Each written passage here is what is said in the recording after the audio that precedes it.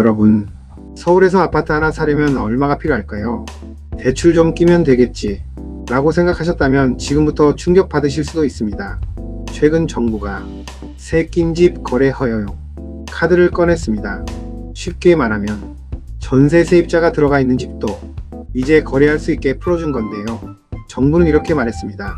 매물 늘어나고 거래 살아날 겁니다. 그런데 시장 반응은 정반대였습니다. 오히려 서울 아파트 매물은 줄었고 사람들은 이렇게 말합니다. 이제 서울 집은 현금 부자들만 사는 시장이다. 심지어 온라인에서는 이런 말까지 나왔습니다. SK하이닉스 성과급 받아도 힘들다. 도대체 왜 이런 상황이 벌어진 걸까요? 오늘 영상에서는 정부가 풀어준 새 낀 집의 진실, 그리고 왜 현금 14억이 필요하다는 말까지 나오는지 쉽고 현실적으로 정리해 드리겠습니다. 먼저 새 낀 집이 뭔지부터 간단히 설명드릴게요. 새 낀 집은 세입자가 전세로 살고 있는 집입니다. 예를 들어 15억짜리 아파트에 세입자가 전세 8억으로 들어가 있다. 그럼 집주인은 실제로 자기 돈 7억 정도만 들어간 상태인 거죠. 그런데 최근 서울 부동산 시장에서는 이런 새 낀 매물조차 거래가 거의 막혀 있었습니다. 왜냐? 토지거래허 가구역 때문입니다. 강남, 송파 같은 일부 지역에서는 집을 사면 일정 기간 안에 직접 들어가 살아야 했거든요. 그런데 세입자가 이미 살고 있잖아요. 그러니까 거래 자체가 안 됐던 겁니다. 그래서 정부가 최근 규제를 완화했습니다. 올해 말까지는 세입자 있어도 거래 허용. 정부 계산은 단순했어요. 매물 늘어난다. 거래 살아난다. 시장 숨통 트인다. 하지만 현실은 전혀 달랐습니다.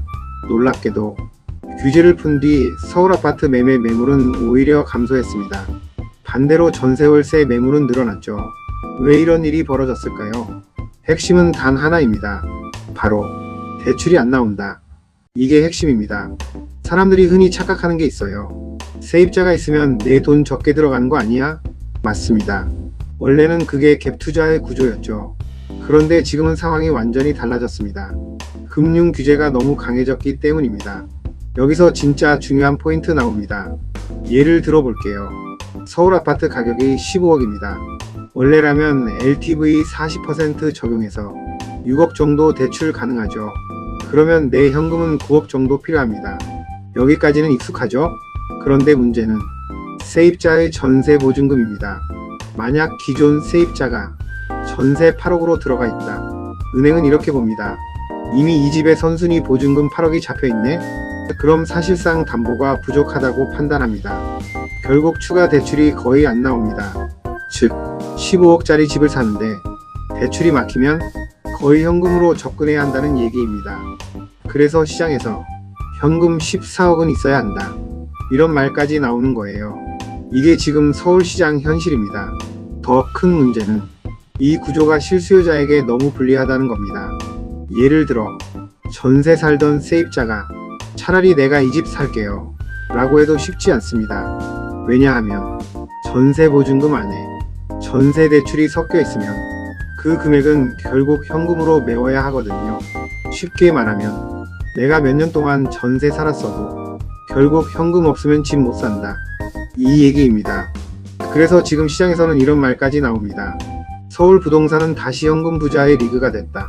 월급 열심히 모으는 직장인, 대출 끌어모아 내 집 마련하려는 사람들에겐 사실상 진입 장벽이 너무 높아진 거죠. 그럼 이런 생각 들 겁니다. 아니 대출 좀 풀어주면 되는 거 아니야? 그런데 금융당국은 굉장히 조심스럽습니다. 왜냐? 대출을 다시 풀어주는 순간 집값이 다시 급등할 가능성을 걱정하기 때문입니다.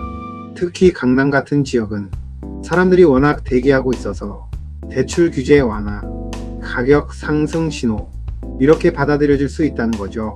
정부 입장에서는 거래도 살리고 싶고 집값 폭등도 막아야 하는데 두 마리 토끼를 동시에 잡기가 어려운 상황입니다.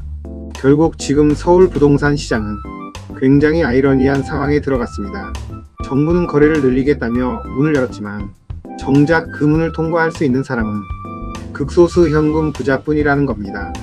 그리고 그 결과 실수요자는 더 좌절하고 매물은 다시 잠기고 시장은 점점 더 양극화되고 있습니다. 여러분은 어떻게 생각하시나요? 지금 같은 대출 규제가 맞다고 보시나요? 아니면 실수요자들을 위해 조금 더 유연한 정책이 필요하다고 보시나요? 댓글로 여러분 생각 남겨주세요. 영상이 도움이 되셨다면 좋아요와 구독 부탁드립니다. 다음 영상에서 더 현실적인 부동산 이야기로 찾아오겠습니다.